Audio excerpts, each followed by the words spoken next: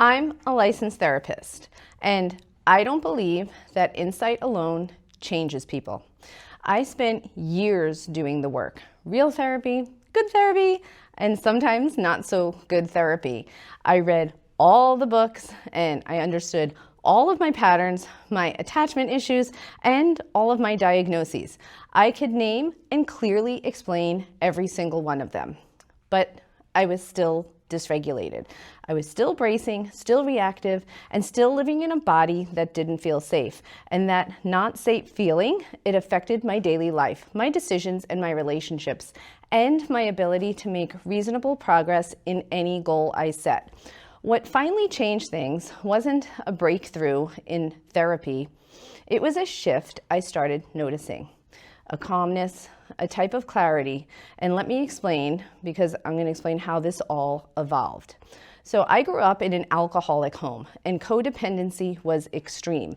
Everything in that house hinged on one thing: how my father came home that night. Was he drunk or was he sober? The room's tone literally changed the moment he walked in the door, and my body knew before my mind did. I learned to scan, to read, to brace, and I can feel it now even as I'm talking about it. My mind back then would say, it doesn't matter, it's fine, I don't really care what happens, but my body was always preparing. And that's not anxiety, that's a nervous system doing exactly what it was trained to do. I didn't know then what a gut feeling was, not until I was maybe in my 40s. I only knew the next shoe that was going to drop. I knew that type feeling. I only knew people-pleasing, dissociation, and scanning, but I didn't have access to my own body's signals. I had access to everybody else's emotions.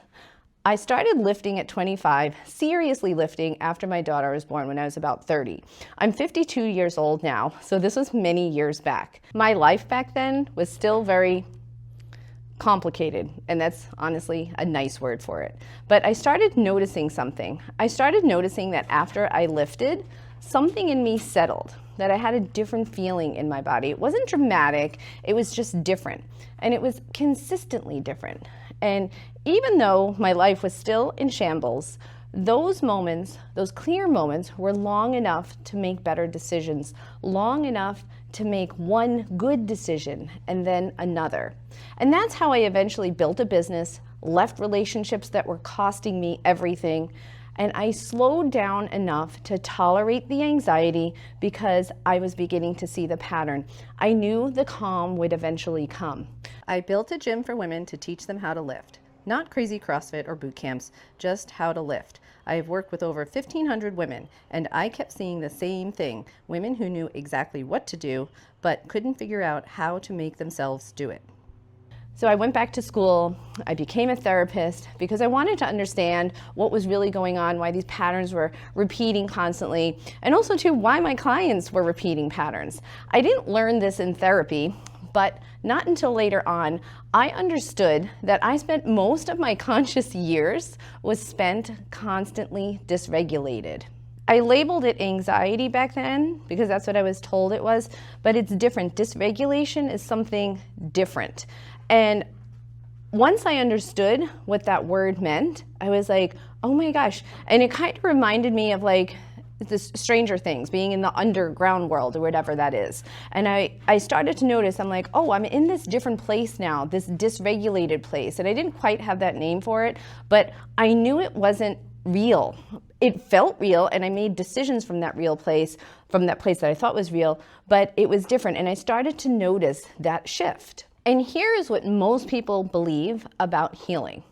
They believe if I understand it well enough, it will then change. I believe that. I used to. If I can name it, I can then rewire it, or if I can work through it in a room with a good therapist, then it will resolve. And while all that is partially true, and insight is real, and therapy can work, I am not here to tell you otherwise, but here's the part that almost no one talks about. Your nervous system does not learn from cognitively understanding always. It learns from experience, repeated physical experience.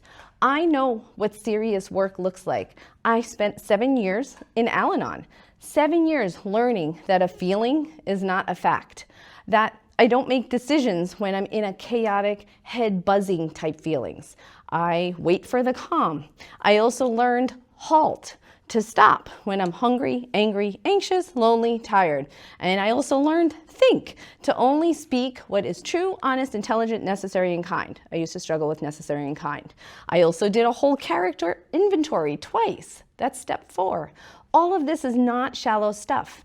That is some of the most rigorous emotional discipline I have ever practiced. And yes, it gave me something very real. It gave me language to understand what was going on. Al-Anon gave me structure, it gave me community, a deep understanding of why I did what I did, but it still did not give me that felt sense of safety, that feeling of serenity.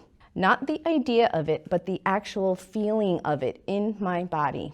And insight changes minds, but embodiment changes your nervous system, and those are not the same thing.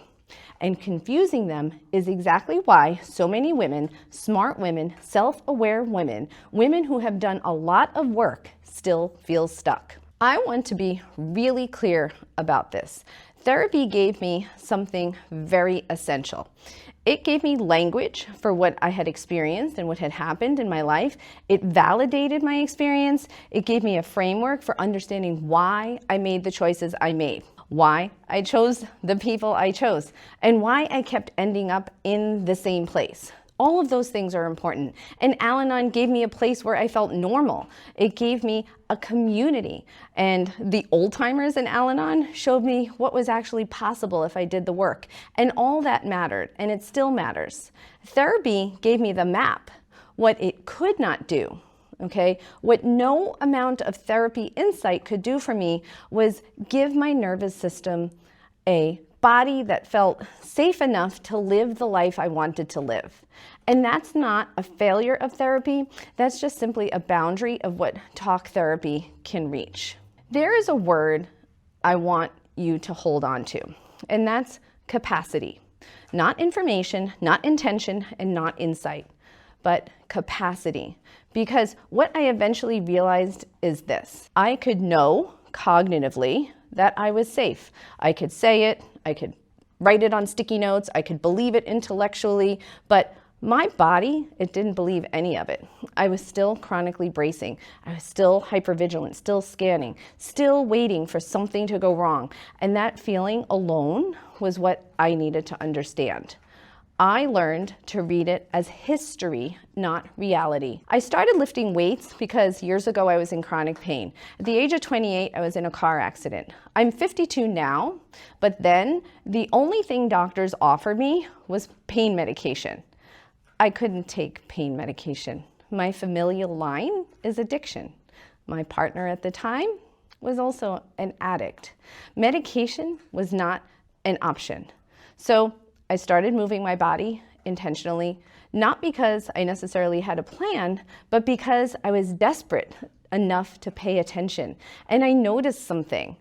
I noticed if I held my shoulder blade in a certain position, that something shifted and the neck pain kind of diminished, the pain quieted. I didn't have language for it. That was 20 years ago. I just knew in that position, something felt different, it changed. What I know now is what I stumbled upon it is I posteriorly tilted my shoulder blade down and I found my lower trap, and I understand all the language now, and all of that got me out of neck pain, then giving my nervous system a very different signal from the same body I was living in. I didn't learn that in a textbook. I learned it because I was desperate to get out of pain. Years of hypervigilance had trained my body to brace and clench. My upper traps, my jaw, my breathing was shallow, things were disengaged, and every session in the gym was slowly, systematically teaching my body a different response. Not through thought, but through a physical and somatic change. That is what was missing for me. I didn't need more understanding, more logic. Okay, I needed a body that had evidence that it could handle hard things. That led to the belief that I could handle difficult things. Let me get specific here for a moment, because this is not just about moving your body randomly. This is about how you move. When you are chronically stressed, and most of the women I work with have been chronically stressed for years, your body develops compensatory patterns. Shoulders start to creep up, the upper back starts to round, the chest gets tight, hip flexors maybe get tight, and then glutes start to fall asleep. Breathing then becomes very shallow. These aren't just postural habits or muscle weakness. They are nervous system states expressed in tissue. I have had clients come in here literally holding themselves up by their upper neck muscles, only to find out that they have experienced traumatic events in the past that their body has not let go of, but their body is in pain. When you learn to correctly recruit your glutes, your hamstrings, your back muscles correctly, to feel the tripod on your feet, what an engaged core feels like versus a braced core, how to activate your glutes properly, how to move your body, and how to breathe correctly with true stability, that is physical safety and nervous system safety. You are reorganizing the physical presentation of dysregulation. The body stops bracing defensively and it starts bracing intentionally. That is a completely different nervous system state. This is why I say strength training is a nervous system intervention. This is not some metaphor, and it's not an inspiration quote, and it pretty much is basically a structural mechanism. So here is what I want to leave you with.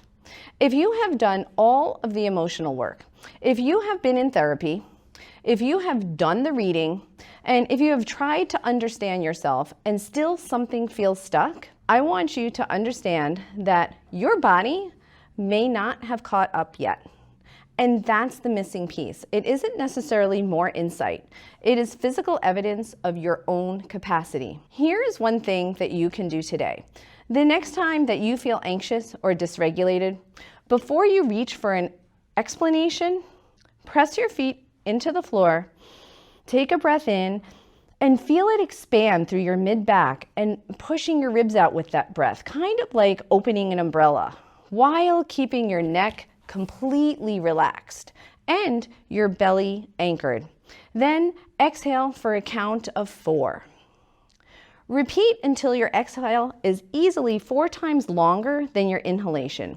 Find something to push against. You are not doing this to calm down. You are doing this to give your nervous system physical evidence that it is safe. That's proprioception doing the work that affirmations cannot. Therapy taught me to understand my life, no doubt. But lifting taught me that it was safe enough to live in my body and live in my life, and that it can expand. And this is not a criticism of therapy at all. This is an expansion of what healing can actually look like. I feel very different now. It's a different feeling when you're walking around not dysregulated. It's a different feeling when you feel grounded. You show up differently. You go through your day differently. And that feeling, there is no amount of thinking I could have gotten myself there, and I'm telling you as a therapist. If you're a woman who has done the work and something still feels like it's missing, you might not need more insight or more talking about it. You might need a body that finally has evidence it can handle things. Capacity is really slow. It's not dramatic, it's not flashy, it doesn't make for good Instagram content or before afters, but it's the thing that actually rewires the system. If this resonates, please share this with someone who you think may need it too. Bye for now.